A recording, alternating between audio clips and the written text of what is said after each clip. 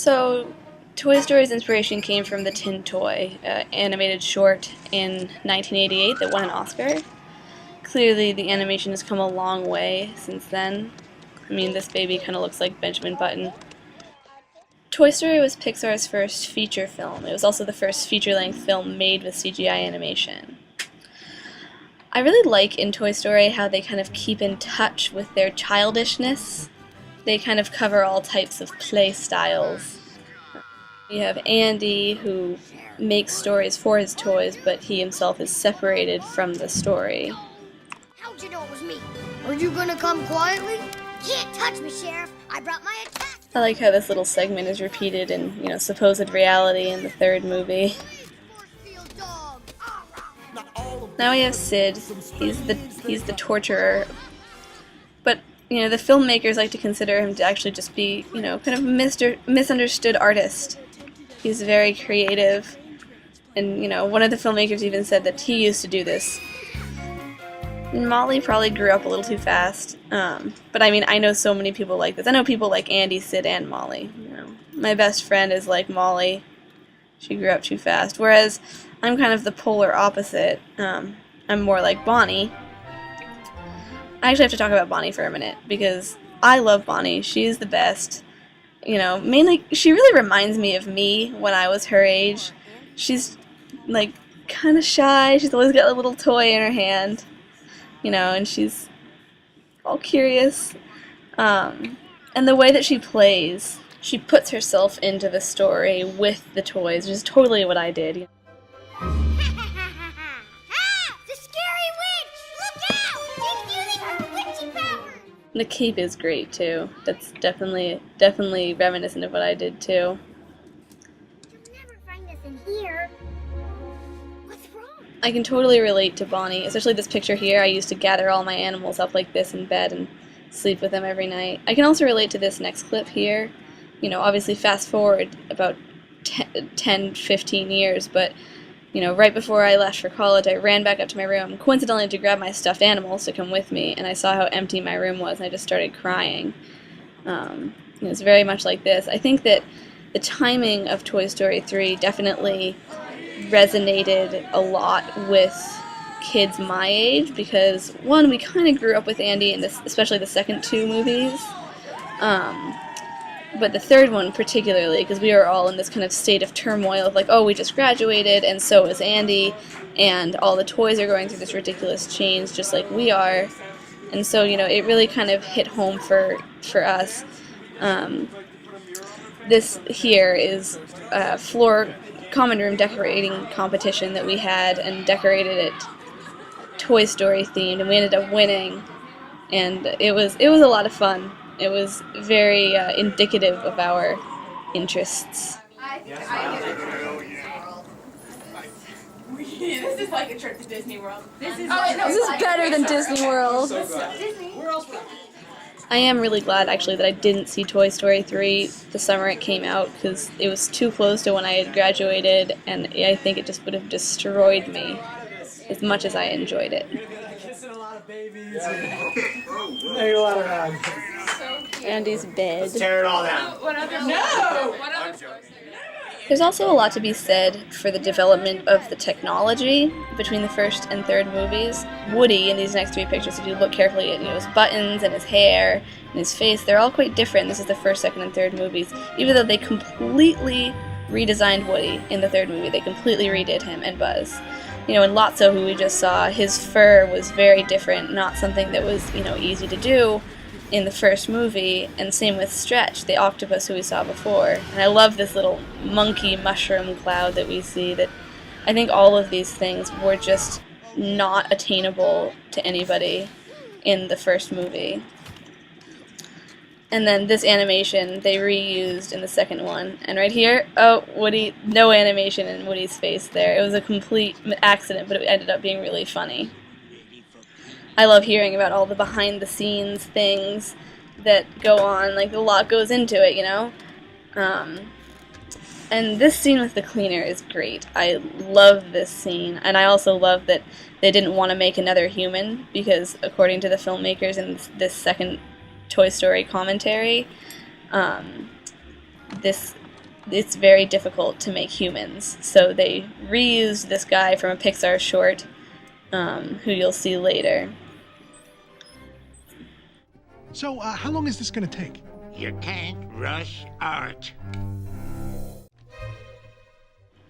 This scene is just so cool because, it also shows some technology advances just because, some of, the cross dissolves and the different angles that they have, kind of pay attention to that. Just the way that they did that is just very, very creative, and it's very reminiscent of a live-action film, as one of the filmmakers in the audio commentary said.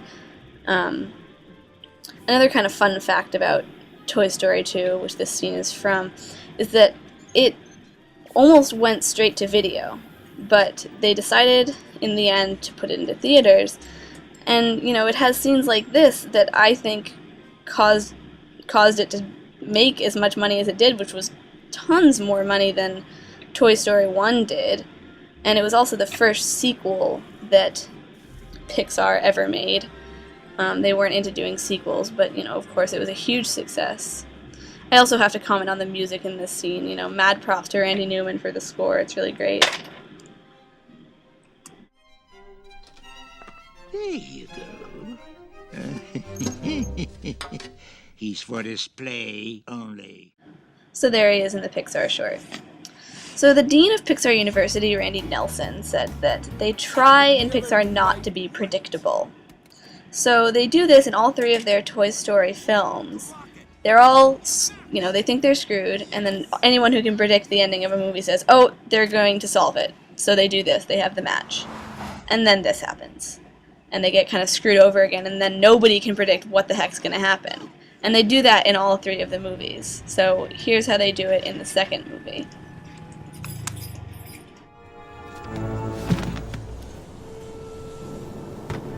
Here's the rest. Excuse me, ma'am, but I believe you're on the wrong flight. Woody. Come on, Jess. It's time to take you home. Hold it! There's a couple more bags coming from the terminal. Okay, on 3. 1, 2... Too late! Put him on the... Push it! Push it! Where's your kid now, Sheriff?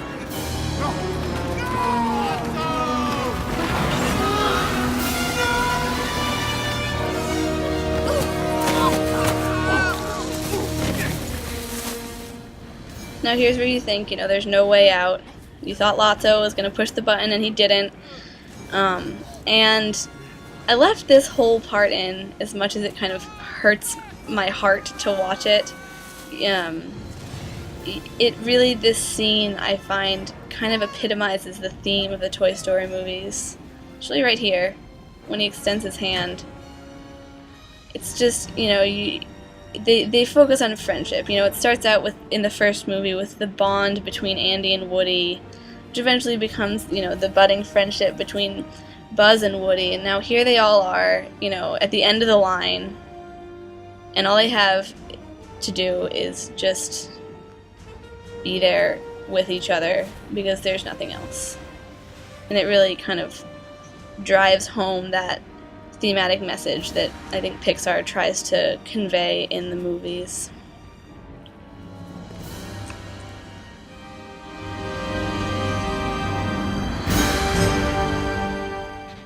But Pixar never lets us down. They because they like to try to be unpredictable, they make us think that they're lost. But then this happens, and they always find a way out in the end. And it ends up being a very feel-good movie. Although you find yourself having to suspend reality for a little while, but it's good. And they do it in all three movies, which I will show you.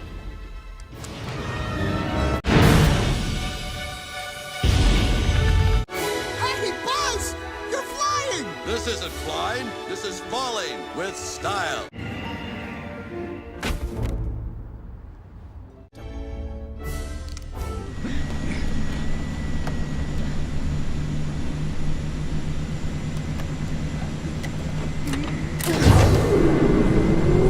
You sure about this?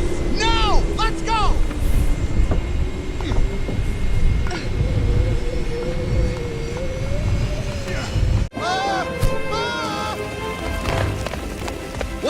cowboy without his hat. Buzz!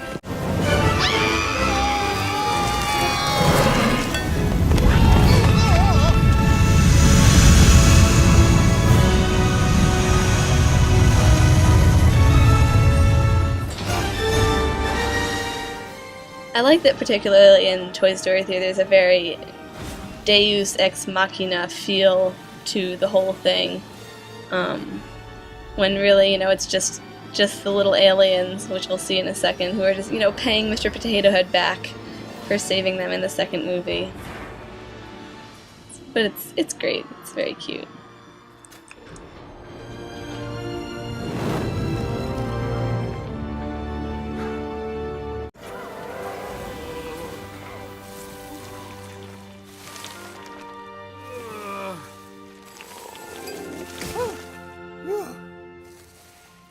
You know all that bad stuff I said about Andy's attic? I take it all back. So with everything that the makers of Toy Story ran into, they came out with a very, very good product. Nobody had much faith in it, considering that nobody had done a CGI feature-length film before, and then the second one, Pixar had never done a sequel before, but in the end, they just came out with a brilliant result that, really kind of was driven home in the hearts of people all over the place. And, for what it's worth, I think this song in the background definitely sums up the theme, as I was saying before, and I picked it to play at the end of this project just because I wish that they had played it at the end of Toy Story 3. Even though it fit with Spanish Buzz, I think that to end the trilogy they should have played the theme. Thank you. Yeah, you got a friend.